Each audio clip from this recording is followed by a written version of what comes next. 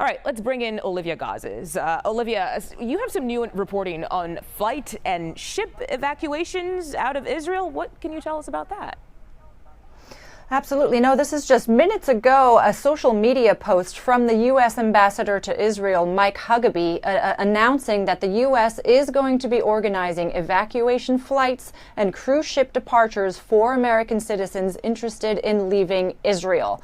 That's an important update, but there are a lot of unknowns surrounding it, including when these flights and ships are supposed to depart, from where and to where, what kinds of family members are going to be eligible to accompany any American citizens. Can you bring your elderly parents? Can you bring your adult children? Can you bring extended family? And of course, how Americans can register their interest in departing in any of these particular ways. In previous instances, the ships, for example, have gone to Cyprus. Are they on their own from there?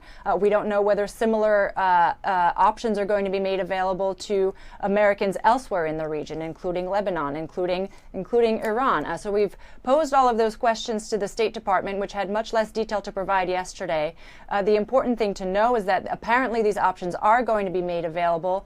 There's something like 600 to 700,000 Americans in Israel. A lot of those may be dual citizens. Hardly expect that number to want to leave, especially if the family circle that they're allowed to leave with is circumscribed. And real quick, Olivia, is there a reason why they are doing this? Are they expecting even more of an escalation in the area?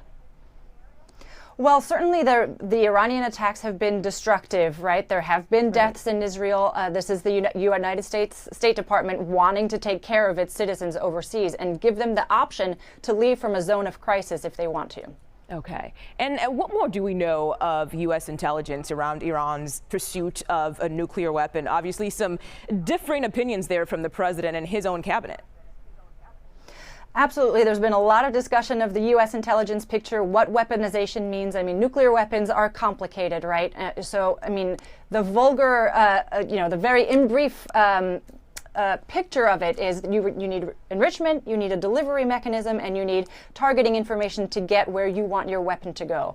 All of that married together is what is referred to as weaponization. We know that the American assessment of the Iranian nuclear program is that the supreme leader had not reauthorized weaponization since he suspended it in 2003, decades ago. At the same time, the assessment is that there had been growing pressure on him from Iranian hardliners to restart that program, to restart the research and the work that is required to marry a nuclear deliverable to a weapon that gets where they want it to go.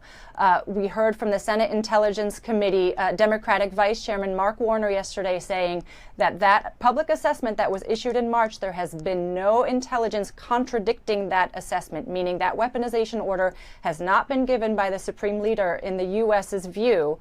And that is an important step because without his okay, that does not go forward.